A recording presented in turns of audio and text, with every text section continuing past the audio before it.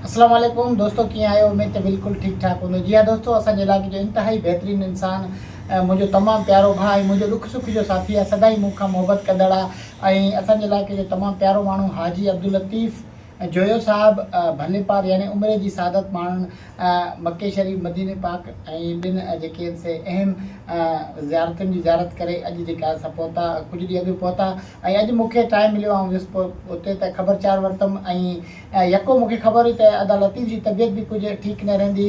पोइ जेका असां ख़बरचार वरितमि हाणे कीअं तबियत, चई त यको गोरियूं खाईंदो हुउसि ऐं हाणे जेका असां बिल्कुलु तबियत बहितर वधीक संदसि ज़ुबानी ॿुधूं था त हुते थी अचण खां पोइ कहिड़ो मौजूदो थियो आहे। जी साईं अल्लाह जी महिरबानी आहे। असां हितां कराची मां अहराबाद जीअं वियासीं, जी जहाज़ में चढ़ी हुते मके शरीफ़ में वियासीं।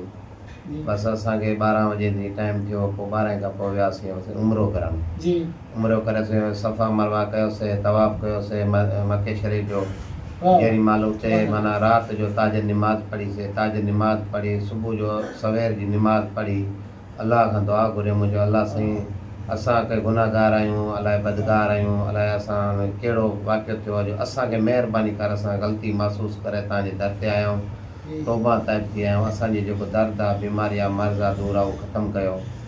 असांजो साईं माशाल्लाह BP बि ख़तमु, शुगर बि ख़तमु, गोरियूं खाइण बि छॾे वियासीं। ॿांह जो सूरु साईं 1.5 साल हलियो पिए। 1.5 साल में कराची मां इलाजु करायमि, नवाज़शाह मां, हैदराबाद मां, मीरपुर ख़ास मां, आख़िर पोइ पंहिंजे कमनि कारनि में वियासीं इस्लामाबाद। उते वियासीं, शादी हुई माइटनि जी, उते वियासीं। उते माना मूं जांच पड़ताल कई त मुंहिंजो कोई डॉक्टर ॿाक्टर आहे त उतां दवा वठूं। उते हिकिड़े 2 डॉक्टरनि खां मूं दवा वरिती, टेबलेट खाई थकी पियासीं, का सूरु न थियो।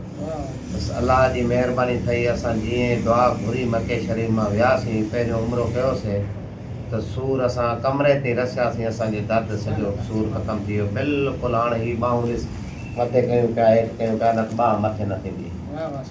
अलाह साईं जी महिरबानी, लख अहसान आहे। असांखे अलाह साईं क़बूलु कयो, मुंहिंजी लख लख महिरबानी आहे।